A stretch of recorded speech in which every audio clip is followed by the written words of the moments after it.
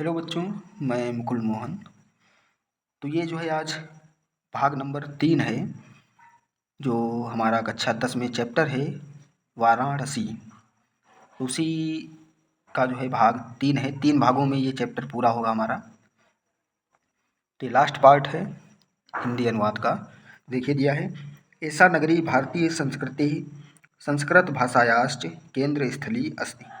तो ऐसा नगरी माने यह नगरी भारतीय संस्कृति और संस्कृत भाषा की केंद्र स्थली है।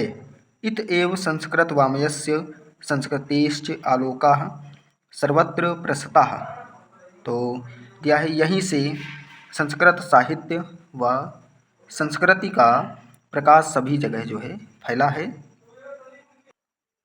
फिर यह मुगल युवराजा दारा सिकोहा अत्रागत्य भारतीय दर्शन शास्त्राणाम अध्ययनम अकरोत्। तो मुगल युवराज दारा सिकोह ने यहाँ आकर भारतीय दर्शन शास्त्रों का अध्ययन किया था। फिर यह सा तेषां ज्ञानेन तथा प्रभाविता अभवत् यत् तेन उपनिषदाम अनुवादाः पारसी भाषायां कारिताः। तो और वह उनके ज्ञान से, मतलब इन शास्त्रों के ज्ञान से इतना प्रभावित हुआ था कि उसने जो ये उपनिषद थे उनका जो है अनुवाद फारसी भाषा में कराया था। फिर यह है इयम नगरी विविध धर्माणाम संगम स्थली। तो यह नगरी विभिन्न धर्मों की संगम स्थली रही है, यानी यहाँ जो है बहुत अनेक धर्म जो है, ये नगरी जो है अनेक धर्मों को सजोए हुए है।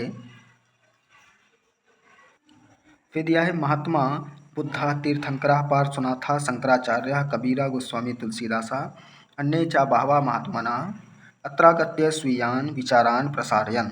तो महात्मा बुद्ध, तीर्थंकर, पार्श्वनाथ, शंकराचार्य, कबीर और गोस्वामी तुलसीदास व दूसरे अनेक महात्माओं ने यहाँ आकर अपने विचारों का प्रसार किया।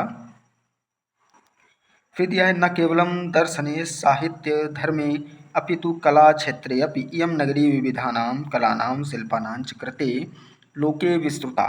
न केवल दर्शन का साहित्य व धर्म में ही अपितु कला के क्षेत्र में भी यह नगरी तरह तरह की कलाओं व शिल्पों के लिए विश्व में प्रसिद्ध है। फिर यह अत्रत्याः कौशेय साटिकाः देशे देशे सर्वत्र स्पृहन्ति। यहाँ की रेशमी साड़ियाँ हर देश में सर्वत्र पसंद की जाती हैं। तो कौशेय साटिका यानी रेशम की साड़ियाँ, और स्पृहन्ते माने पसंद की जाती हैं। अत्रत्याः प्रस्तरमूर्तयः प्रथिताः इयं निजां प्राचीन परम्पराम् इदानीमपि परिपालयति तथैव गीयते कविभिः। तो यहाँ की पत्थर की मूर्तियाँ प्रसिद्ध हैं, यह अपनी प्राचीन परंपरा का इस समय भी पालन कर रही है। ये जो नगरी है ये अपनी प्राचीन परंपरा का इस समय भी पालन कर रही है। उसी प्रकार कवियों द्वारा गाया जाता है। क्या गाया जाता है? ये दिया है मरणम मंगलम यत्र विभूतिश्चे विभूषणम। तो मरणम मंगलम यत्र, जहाँ मरना कल्याणकारी समझा जाता है। यत्र माने जहाँ, मरणम मंगलम यानी मरना जो है कल्याणकारी माना जाता है।